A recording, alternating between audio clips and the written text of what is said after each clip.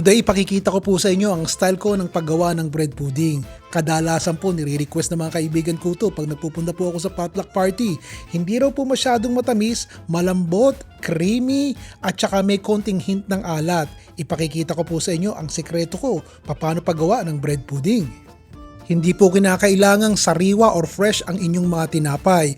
Ginagawa ko po iniipon ko lang sa refrigerator at pag madami na, tsaka ako po ginagawa ganito. Kung susundan niyo po ang recipe na ginagawa ko, isang malaking lata po ng evaporated milk ang aking idinagdag dito sa ating tinapay.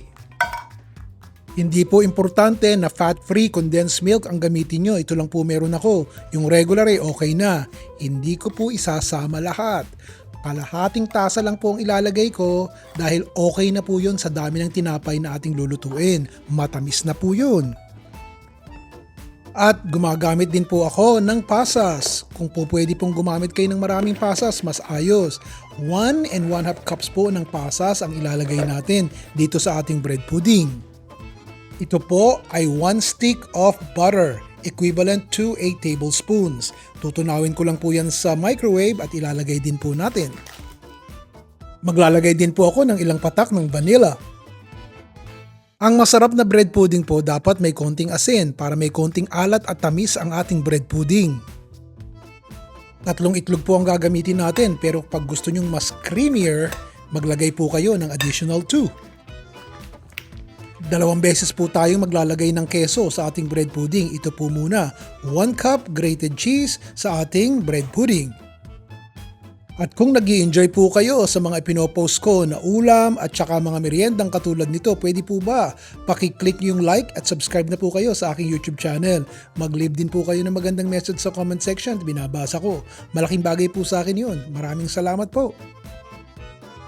I-brush nyo po ng konting melted butter o kaya naman po cooking oil ang ating cake pan bago nyo po ilagay ang ating pudding batter. Ang diameter po ng ating cake pan 8 inches at ang taas naman po ay 2.5 inches.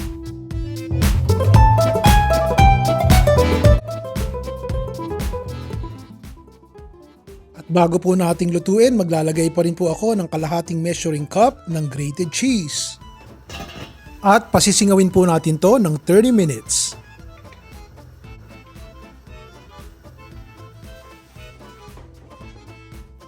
Hindi po advisable na kainin nyo agad ang ating bread pudding. Palamigin nyo po muna.